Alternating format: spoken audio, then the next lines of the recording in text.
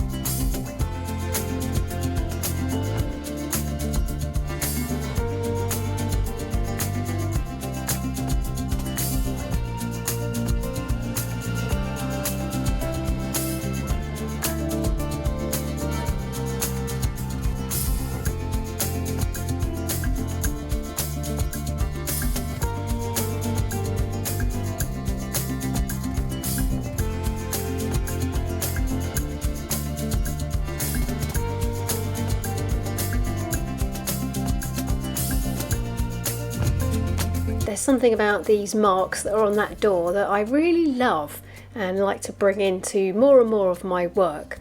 Just really free and letting that paint do what it wants and leaving lots of white spaces.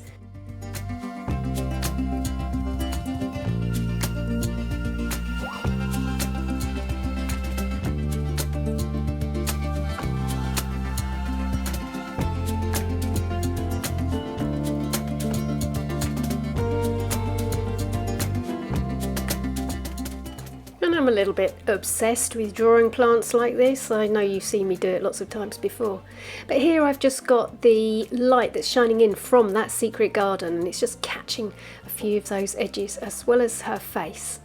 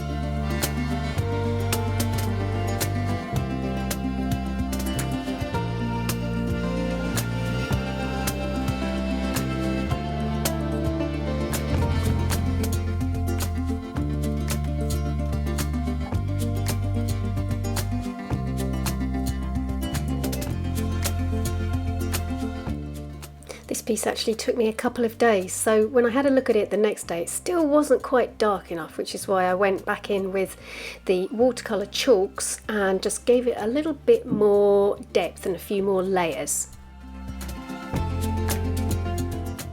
And here's the finished piece, but I just wasn't 100% certain if I liked the little girl.